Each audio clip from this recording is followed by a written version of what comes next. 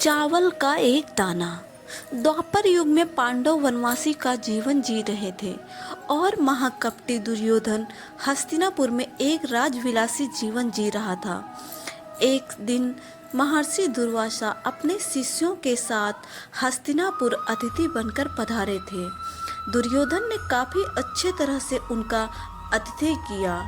इसी पवित्र कार्य के बीच दुर्योधन ने अपने मामा शकुनी के साथ मिलकर पांडवों को परास्त करने की एक नई योजना बनाई।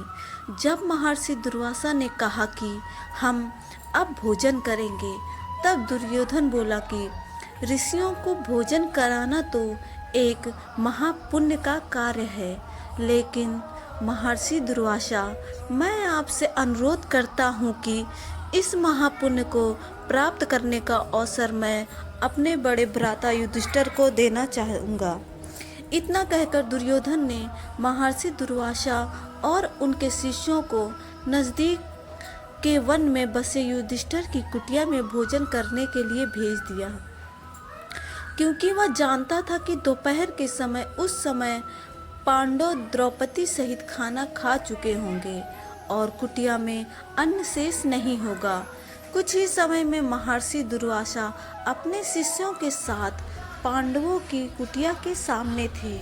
वहां युधिष्ठिर ने उनका बड़े आदर के साथ स्वागत किया। महर्षि दुर्वासा ने युधिष्ठिर को दुर्योधन के साथ हुआ अपना वार्तालाप बता दिया और कहा कि मैं और मेरे शिष्य स्नान के पश्चात भोजन ग्रहण करेंगे।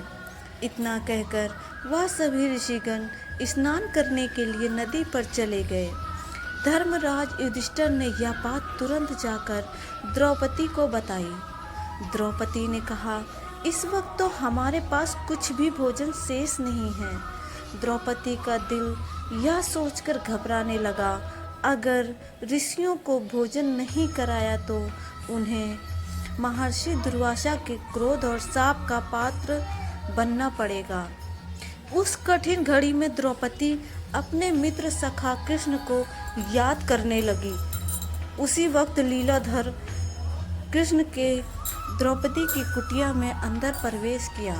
उन्हें देखते ही द्रौपदी उनके पास दौड़ती हुई गई और उन्हें अभिवादन करके अपनी समस्या बताने लगी।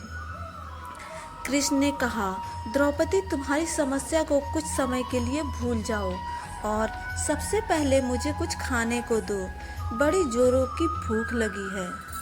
तब द्रौपदी ने अक्षय पात्र लाकर कृष्ण के हाथ में दिया, साथ ही अपनी समस्या भी बताई। महर्षि दुर्वासा और उनके शिष्य कुछ देर में भोजन करने के लिए आने वाले हैं, लेकिन घर में तो जरा सा भी भोजन शेष नहीं है। द्रौपदी की बात सुनकर कृष्ण मुस्कुराए और पात्र में देखने लगे। उस पात्र में चावल का सिर्फ एक दाना बचा था। वह देखकर भगवान कृष्ण बोले, ये क्या, इसमें तो बहुत खाना बचा है।